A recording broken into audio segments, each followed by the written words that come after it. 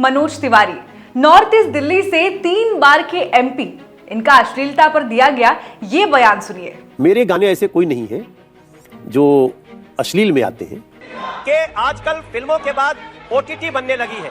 OTT अच्छा काम भी कर रहा है, बहुत सारे लोग इससे जुड़े हैं, रोजगार मिल रहा है, लेकिन हम देखते हैं कि हर सीन में सिगरेट पीना, धुएं उड़ाना, टोबैको खाना, ये जैसे फैशन हो गया है। आप भी सोच रहे होंगे बड़े उच्च विचार है, लेकिन फटाफट खोल के दिखाओ, फटाफट खोल के दिखाओ। जी हाँ, ये वही मनोज तिवारी है जिन्हें क्या बोलना चाहिए, कब बोलना चाहिए, क्यों बोलना चाहिए पता ही नहीं है। कंफ्यूज हो रहा हूँ मैं शायद। सोच के बोल लीजिए। मुझे नहीं आता। मैं क्या आपको बात बताऊं, इधर हाथ दीजिए। एक सवाल आया है मेरे मन में। 80 करोड़ लोगों को आप क्या करते हैं अभी? फ्री अनाज देते हैं। 25 करोड़ लोगों को आपने कहाँ निकाल लिया है? निकाल लिया है, गरीबी रेखा से बाहर कर दिया है। मतलब आप ये कह रहे हैं कि 80, 20, 100, 105 करोड़ लोग 140 करोड़ में से गरीबी में जी रहे हैं। नहीं, मतलब 80 करोड़ लोगों को अगर अनाज दिया जा रहा है, सरकार रेगुलर अनाज दे रही है, इसका मतलब ये हुआ ना दिया जा रहा है, उनको बीपीएल बोलते हैं, बिलो पॉवर्टी लाइन। तो बिलो पॉवर्टी लाइन का एक थोड़ा इसमें कंफ्यूज हो रहा हूँ मैं शायद। सोच के बोल लीजिए। कंफ्यूजन की बात नहीं है, बड़ा सिंपल है। आप सही कह रहे हैं, बिलो पॉवर्टी लाइन ही है। अरे भाई एक रुमाल देना मनीष। देखो मैं रो नहीं रहा हूँ, मैं खुशी में मेरे आंसू निकल रहे हैं। एक समय पर समाजवादी पार्टी से चुनाव लड़ने वाले मनोज तिवारी योगी आदित्यनाथ और बीजेपी के लिए ये बोला करते थे। यहाँ पे सारे गंदे लोगों का हमारे यहाँ राजनीति में राज है, जो जानते ही नहीं कि जनता की दिक्कत क्या है, भाषा का सम्मान क्या है। पूर्वांचल के लोगों को अपने ही देश में मारा जाता है, शिवसेना मारती है, राज ठाकरे मारती है, भारतीय जनता पार्टी उनके साथ उनका समर्थन करके शिवसेना का और आके हमसे वोट मांगती है। ऐसी भारतीय जनता पार्टी को उत्तर प्रदेश, बिहार में वोट मांगने का अधिकार है क्या? लेकिन बीजेपी में शामिल होते ही और मोदी जी जिन सीढ़ियों से सभी लोग एक एक करके जा रहे थे, जूता पहने, चप्पल पहने, उसी सीढ़ी पे माथा रख के और कुछ सेकंड तक वो जो उनकी मुद्रा, वो जो उनका भाव, दैट चेंज मनोज तिवारी। तो हम 3-4 कदम दूर से चलते ही बोले कि सर आपका बहुत बढ़िया भोजपुरी में भाषण था संत कबीर नगर में। वो पीछे नहीं देख रहे हैं कौन बोल रहा है, मैं बोला मैं मनोज तिवारी। उनको आवाज से पता चल गया कौन बोल रहा है और 3-4 सेकंड में बोलते हैं कितना गोल खाए तुम लोग मुंबई हीरोज से। अरे मैं एकदम कट से इधर से पूरा मेरा 360 डिग्री चेंज हो गया ना। उन्हें मालूम है कि ग्राउंड पर काम करने से ज्यादा कुछ होने वाला नहीं है। जितना ज्यादा सुप्रीम लीडर और योगी जी की चरण वंदना करेंगे, प्रमोशन उतना जल्दी होगा। इसलिए आज की इस वीडियो में हम मनोज तिवारी के भोजपुरी स्टार से बीजेपी के कार्टूनी नेता बनने के सफर को जानेंगे कैसे भोजपुरी इंडस्ट्री में अपनी तूती बजाने वाले अश्लील गायक अमिताभ बच्चन और अमर सिंह के कहने पर सपा से जुड़े और योगी के खिलाफ चुनाव लड़ा। जब चुनाव में मुंह की खानी पड़े तो फिर कैसे उसी बीजेपी में शामिल हो गए जिसको कभी खरी खोटी सुनाया करते थे। और अब मनोज तिवारी बीजेपी में आने के बाद क्या गुल खिला रहे हैं, इस पर तफसील से चर्चा करेंगे। वीडियो काफी जबरदस्त होने वाली है, आप वीडियो में एंड तक बने रहिएगा।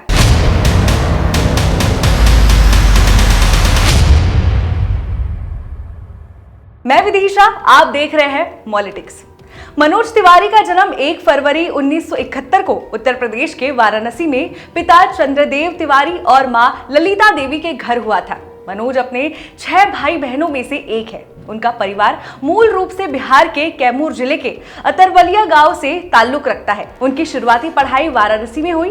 बाद में उन्होंने बनारस हिंदू यूनिवर्सिटी से एमपीएड की डिग्री हासिल की। 1990 के दशक में जब मनोज बीएचयू में पढ़ रहे थे, तब उन्होंने स्टूडेंट पॉलिटिक्स में भाग लिया और कॉलेज में आरएसएस के अखिल भारतीय विद्यार्थी परिषद के सदस्य बने।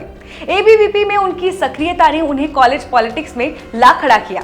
उन्होंने कॉलेज में छात्र संघ चुनाव भी लड़ा। हालांकि इस बात का कोई ठोस रिकॉर्ड नहीं है कि वो जीते या हारे, लेकिन इससे ये बात तो साफ हो जाती है कि जो मनोज तिवारी आज स्टूडेंट पॉलिटिक्स को बदनाम करते हैं, इसके कॉलेज में बैन किए जाने की बात करते हैं, वो एक समय में खुद इसका हिस्सा थे। इसके अलावा मनोज तिवारी ने अपने कई इंटरव्यूज में कहा है कि कॉलेज टाइम पर उन्हें गाने का काफी शौक था।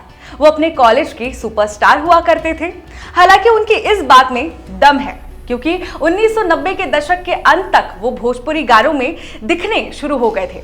उस दौर में भोजपुरी म्यूजिक इंडस्ट्री में गुलशन कुमार की टी सीरीज का दबदबा था। तब मनोज की मुलाकात गुलशन कुमार से हुई और उनकी मदद से उन्होंने अपना पहला भोजपुरी एल्बम रिकॉर्ड किया। 2003 में मनोज ने भोजपुरी फिल्म ससुरा बड़ा पैसे वाला से फिल्मों में डेब्यू किया, जो उस समय की सबसे कामयाब भोजपुरी फिल्म बनी। इस फिल्म ने न सिर्फ 30 लाख रुपए में बनकर 9 करोड़ की कमाई की, जिसने मनोज को भोजपुरी सिनेमा का बल्कि सुपरस्टार भी बना दिया।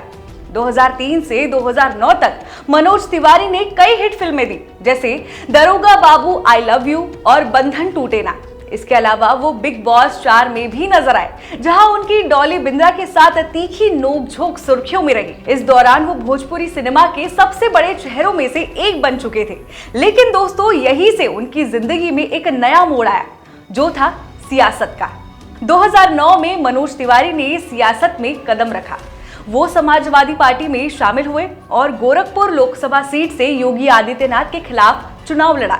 लेकिन सवाल ये है कि मनोज तिवारी सपा में आए कैसे? इसके पीछे अमर सिंह का बड़ा रोल था। उस समय अमर सिंह सपा के बड़े नेता थे और बॉलीवुड और बिजनेस की दुनिया से उनके गहरे रिश्ते थे। अमिताभ बच्चन और अनिल अंबानी जैसे लोग उनके करीबी माने जाते थे। मनोज तिवारी बताते हैं कि एक दिन वो अमिताभ बच्चन और अनिल अंबानी के साथ बैठे थे, तभी अमर सिंह आते हैं। अमर सिंह मनोज का कांग्रेस के लिए लखनऊ में किए चुनाव प्रचार से गुस्सा थे, क्योंकि उनके आने से कुछ वोट कांग्रेस की तरफ छटक गया था, जिससे सपा को कम वोट मिला और बीजेपी जीत गई थी। इससे अमर सिंह गुस्सा थे और मनोज से चाहते थे कि वो सपा में शामिल हो। इसलिए अमिताभ बच्चन के घर आकर अमर सिंह मनोज को सपा में शामिल होने का ऑफर देते हैं। चूंकि अमर सिंह अमिताभ बच्चन के काफी करीबी थे, इसलिए वो उनके प्रस्ताव को मना नहीं कर पाते और सपा में शामिल हो जाते हैं। वैसे अमर सिंह की मनोज को सपा में लाने की ये वजह थी क्योंकि उस समय मनोज यूपी बिहार के इलाकों में सुपरस्टार थे।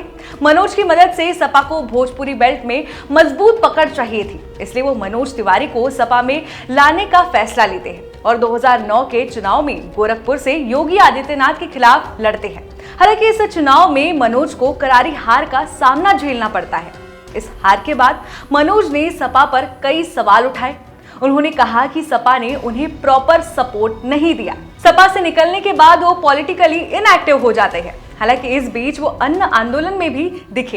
इन द एंड 2013 में मनोज बीजेपी में शामिल हो जाते हैं और उत्तर पूर्वी दिल्ली से लोकसभा चुनाव लड़ा। इस बार वो आम आदमी पार्टी के आनंद कुमार को 1,44,084 वोटों के अंतर से हराकर सांसद बने। 2016 में उन्हें दिल्ली बीजेपी का अध्यक्ष बनाया गया और 2017 में एमसीडी चुनाव में उनकी अगुवाई में बीजेपी को बड़ी जीत मिली।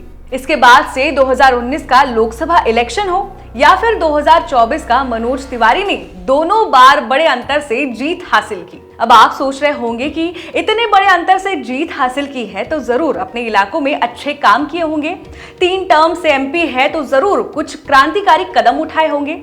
नहीं, ऐसा नहीं है। ऐसी चापलूसी की कंगना रनौत भी शर्मा जाए। अब हम मनोज तिवारी के उन 2 मुंहे चापलूसी भरे बयानों की बात करेंगे। सबसे पहला बयान तो उनका ये सुनिए, जिसमें वो नीतीश कुमार को कह रहे हैं कि वो रात में गंदी फिल्में देखकर सोते हैं। नीतीश जी आजकल वही गंदी फिल्में देख करके सो रहे हैं, जाग रहे हैं। इसके अलावा वो कई बार संसद में सवाल खड़े करते हैं कि भोजपुरी इंडस्ट्री में आज किस तरह के गाने बनते हैं, इसको साफ किया जाना चाहिए। ओटीटी पर कितनी अश्लीलता है उसको भी ठीक किया जाना चाहिए। लेकिन संसद महोदय को बोलने से पहले एक बार सोच लेना चाहिए कि उन्होंने अपने पीक पर कैसे गाने बनाए थे। कब देबू, कहवा देबू, जब देबू, जहवा देबू, कब देबू। इसके अलावा 2009 का योगी आदित्यनाथ के खिलाफ दिए ये बयान आप सुनिए, जिसमें वो बीजेपी को क्रिटिसाइज कर रहे हैं कि बीजेपी शिवसेना को क्या सपोर्ट करती है, जबकि शिवसेना और उनके गुंडे मुंबई में पूर्वांचलियों को मारकर भगाते हैं।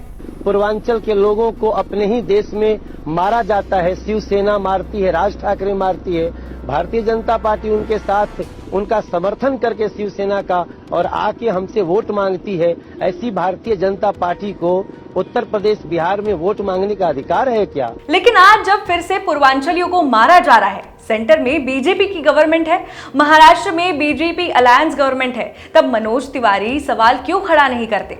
आज सवाल खड़ा करना तो दूर, मोदी और योगी के नाम के कसीदे पढ़े जाते हैं, उन्हें देवतुल्य बनाया जाता है। इवन जब राहुल ने बीजेपी से रोजगार को लेकर सवाल किए थे, तब इसका जवाब देने की बजाय Manoj Tiwari as usual BJP में अपने नंबर बढ़ाने के लिए राहुल गांधी को छिछोरा बोल देते हैं। उपराष्ट्रपति महोदय के मखौल उड़ाने का वीडियो बनाने आता है।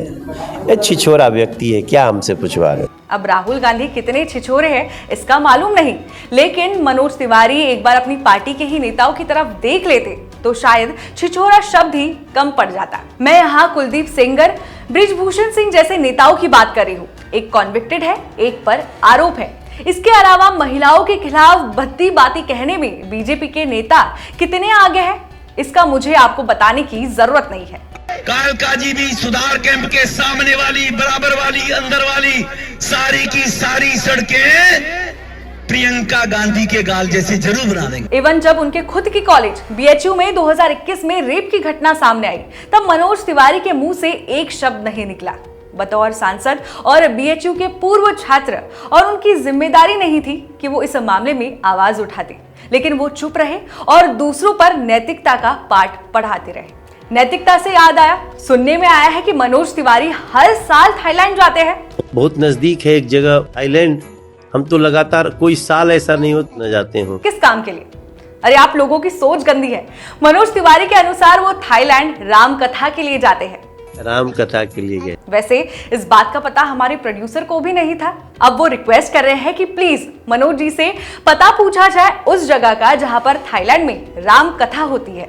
इसके अलावा 2024 के लोकसभा चुनाव में जब हमारे editor in chief Neeraj Jha ji ने मनोज तिवारी से थोड़े टेढ़े सवाल पूछ डाले, तब उन्होंने उसका जवाब देने की बजाय उल्टा सर को ही धमकी दे डाली। को पीटना नहीं चाहिए, लेकिन आप जैसे लोगों को भी संभल के बात। आप जैसे लोगों को भी संभल के बात।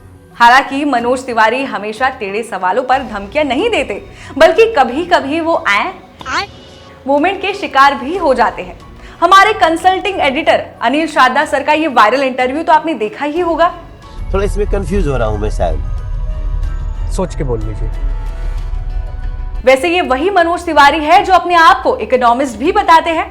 किस थ्योरी के लिए, सुन लेते हैं एक बार। 5 लाख रुपए का इस देश के 60 करोड़ लोगों को 5 लाख रुपया का फ्री इलाज मिलने लगा। आयुष्मान भारत। और जब उन्हें लगता है कि अब सवालों का जवाब देना मुश्किल है, तब वो ये पैतरा अपनाते हैं। महंगाई का समाधान हमारी पार्टी के पास है, आपके पास नहीं है। मैं अभी तक उम्मीदवार की खुद की देश सोच की महंगाई हम अकेले दूर कर सकते हैं। वैसे बीजेपी में नरेंद्र मोदी अकेले ऐसे नेता नहीं हैं जो अपनी गरीबी को फ्लॉन्ट करते हैं, बल्कि मनोज तिवारी भी उनको कड़ी टक्कर देते रहते हैं। वैसे बता दूं, मनोज तिवारी ने खुद से स्वीकार किया है कि कॉलेज के दिनों में वो स्टार हुआ करते थे, अब साइकिल न खरीद पाए। इसमें कितनी सच्चाई है इसका कुछ कह नहीं सकते। हम 24 साल तक साइकिल नहीं खरीद पाए थे भाई। इसके अलावा अगर अपनी कॉन्स्टिट्यूएंसी की बात करें तो उन्होंने 2016 में उत्तर पूर्वी दिल्ली के सभापुर गांव को गोद लिया था, लेकिन 9 साल बाद भी गांव की हालत आप देख सकते हैं।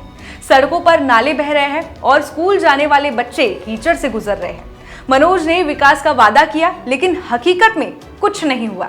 इसके अलावा 2018 में सिग्नेचर ब्रिज उद्घाटन के दौरान उन पर आप विधायक को धमकाने का आरोप भी लगा। आम आदमी पार्टी का जहां कहना था कि उनकी वजह से सिग्नेचर ब्रिज बना है, मनोज तिवारी यहां अपना क्रेडिट ले रहे थे। वैसे सच्चाई हमें नहीं मालूम, आप कमेंट सेक्शन में बताइएगा ये ब्रिज किसने बनाया होगा। क्रेडिट लेने के अलावा दिल्ली में विधवा पेंशन योजना में भ्रष्टाचार के मामलों में भी उनका नाम उछला है। दिल्ली विधानसभा में अपनी सरकार बनाने से पहले मनोज तिवारी ऐसे बयान दिया करते थे। जेपी जब सरकार में आएगी, 5 साल में अरविंद केजरीवाल जी जो जो दावा करेंगे कि मैंने ये किया, उसका हम 5 साल में उनकी अपेक्षा 5 गुना ज्यादा करके दिल्ली को देने वाले। 5 गुना सुविधा दी हो या ना दी हो, 5 गुना दिल्ली वालों को टेंशन जरूर दे दी। मनोज तिवारी जो खुद को पूर्वांचलियों का रखवाला बताते हैं, लेकिन जब असल में पूर्वांचलियों को उनकी जरूरत थी तब उनके घर तोड़े जा रहे थे। उनका सपोर्ट करने की बजाय मनोज तिवारी इस बुलडोजर एक्शन का स्वागत कर रहे थे। वैसे मनोज जी काफी चुलबुले इंसान हैं। जब चित्रा जी अंजना जी के साथ होते हैं तो बिना आग्रह के ही उनके अंदर का हिमेश रेशमिया बाहर आ जाता है। तेरे लिए ले लेंगे, जान पे भी खेलेंगे। लेकिन जब एक स्कूल की शिक्षक उनसे गाना गाने की गुजारिश करती है, तब उनके अंदर का ईगो हर्ट हो जाता है। ये मजाक नहीं कर रहे, आप सांसद को बोलो क्या गाना गाओ। कुल मिलाकर मनोज तिवारी जी की पॉलिटिक्स को देखकर लगता है कि वो बस एक शोपीस की तरह, क्राउड पुलर की तरह और पूर्वांचलियों को ठगने के लिए इस्तेमाल किए जाते हैं। मनोज तिवारी भी स्मृति ईरानी, कंगना रनौत की तरह है, नो काम ओनली जबान। वो पैसे और सत्ता के लिए काम करते हैं, न कि जनता के लिए। वे ना तो भोजपुरी में अपना इम्पैक्टफुल कंट्रीब्यूशन दे सकते हैं, ना ही राजनीति में। हमें ऐसे नेताओं से सावधान रहना चाहिए जो सिर्फ वोट और ताकत के लिए काम करते हैं। तो दोस्तों, ये वीडियो आपको कैसी लगी आप कमेंट करके बताइए। साथ ही वीडियो को लाइक और मॉलिटिक्स चैनल को सब्सक्राइब करना मत भूलिएगा।